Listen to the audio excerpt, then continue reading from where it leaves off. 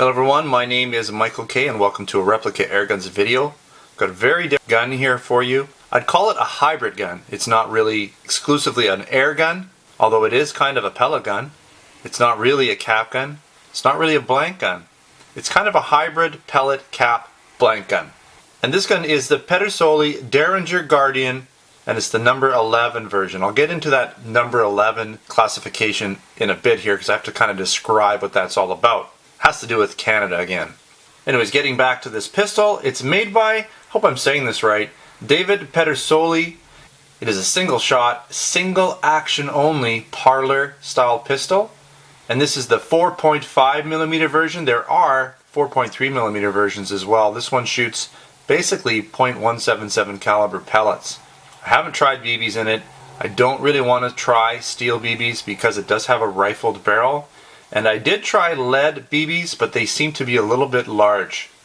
I'll get back to the pellets or the ammunition in a bit here. Now, as I said, this is the Derringer Guardian number 11, and the reason for that is it uses the number 11 percussion caps. Now, they also have another version that uses the 209 shotgun primers, and the difference there is that the shotgun primers have a lot more punch to them. And that extra punch would turn this gun into a prohibited firearm because the velocity would be too high to make it an unregulated firearm here in Canada. Now again, this gun does have a rifled barrel. It's 3 1/8 inches long, weighs a whopping 0.34 pounds or 155 grams, and the entire gun is made out of steel with the exception of the grips. So this is not your typical zinc alloy gun. This is an all metal gun. Everything is made out of metal. You can see it's all metal. Barrel, breech, everything. Trigger, hammer, everything. And this gun is also made in Italy.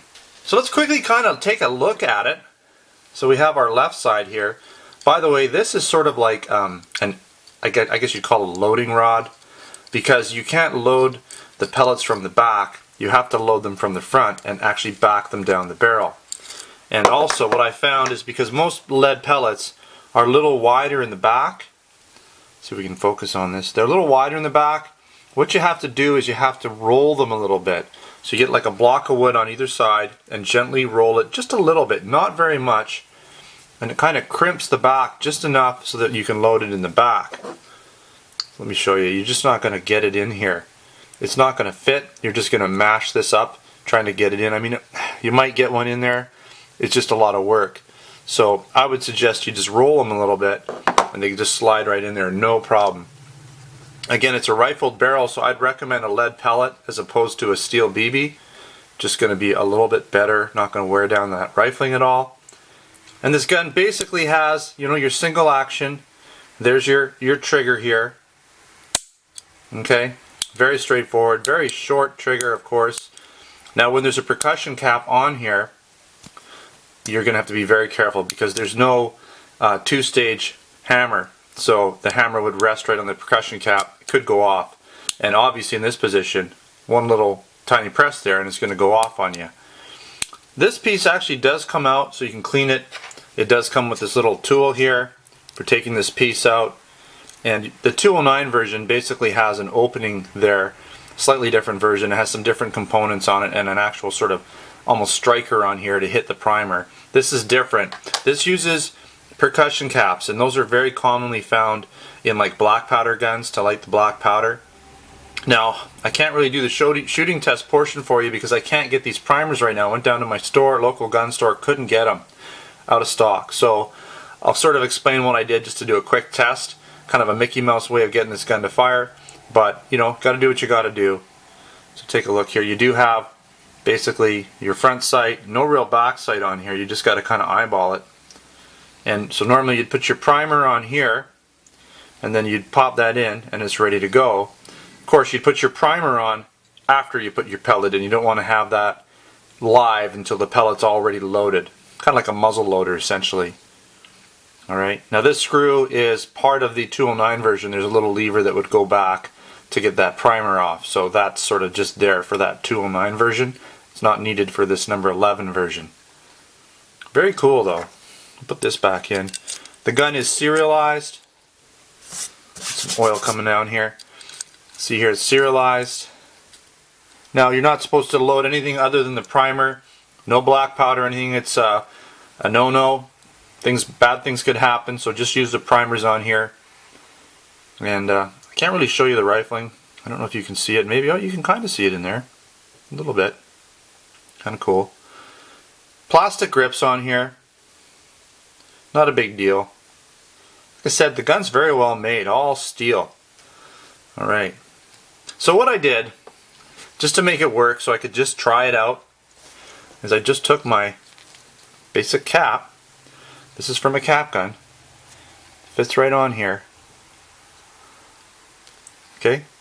And then what I even did, I put my pellet in, but what I also did is I put a cap backwards in here, so I had sort of basically two caps going off. This cap would also would pressurize the cap that's facing backwards, and both caps would push the pellet out. And I got basically twice the velocity using that method, because with one cap it did fire and it would shoot, but not a lot of power, as you can imagine.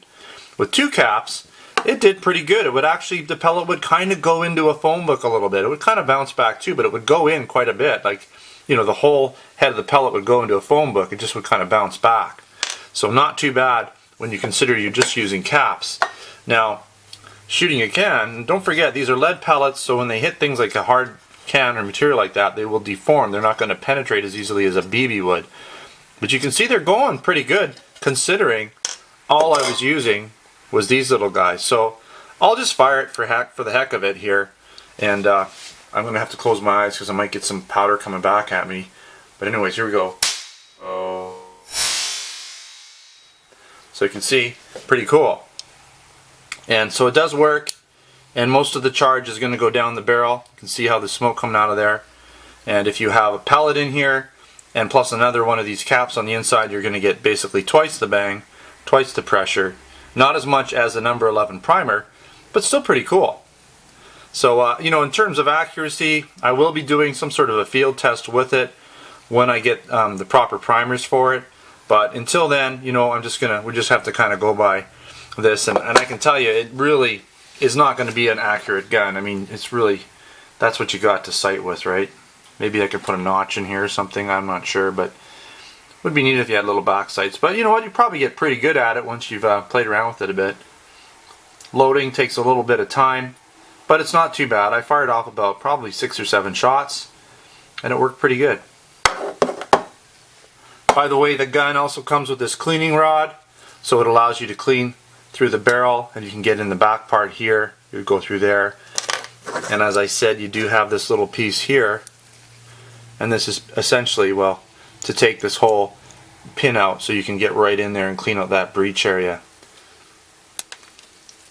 So, and I notice with these caps, because they're not really the right ones, you have to kind of pull this out with a knife, get that out of there, otherwise it's not going to work on the next shot. But this part comes out, you can see how it just unwinds. I'll take it out for you. Unscrews there, and that's that. And then you can just clean this out if you need to. Maybe we can see the threading or the actual. Should be able to see the rifle barrel a little better now. Pretty cool. What's this piece here? Just screws into the breech area. Allows you to put the primer on the end. Like I said, you need a knife or something to get that little bit of residue out. Not that hard to do. There you go. All done. See? It does come in a nice box. Didn't really show you that. I'm zoomed in pretty tight because this gun is so small. And inside you've just got some cutouts. Got your little manual here. Now this manual is actually more for the other guns. There's really not a lot of information. It doesn't really even tell you how to load it too much. So you'll have to kind of just take my word for it how you load it.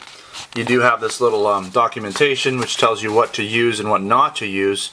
Not to use things like any kind of black powder, and to use the number 11 type percussion caps. They're not really primers, they're more like a percussion cap, or RWS 1075 type. Again, 4.5 millimeter. Alright, You got a schematic in here, parts diagram, labeled parts. And again, you know, very small gun. Here's a .177 caliber pellet right beside it. Very tiny. This is it, size of the gun. Very cool though. I thought I'd share this with you. Not a very common gun. Not a gun that we sell in the replica airgun store, but I like to show things off. I like to show you some different things, some interesting things from time to time, even if I don't sell them. And I thought this was pretty cool. Again, when I get those primers in, but really the testing that I'm doing with the cap gun ammunition is just not really adequate. You know, it works, but I think a percussion cap is going to work a lot better. Alright, so thanks for watching another Replica Airguns video. Don't forget to subscribe before you head out. Check us out on Facebook and Twitter. Also make sure to come down to our Canada and US online Replica Airgun store where we sell air guns, airsoft guns, blank guns, knives, and other accessories. I'll also be putting some higher resolution photos of this pistol on my written post over at replicaairguns.com, so check those out too. There'll be a link in the description of this video. Thanks for watching. Until next time, take care.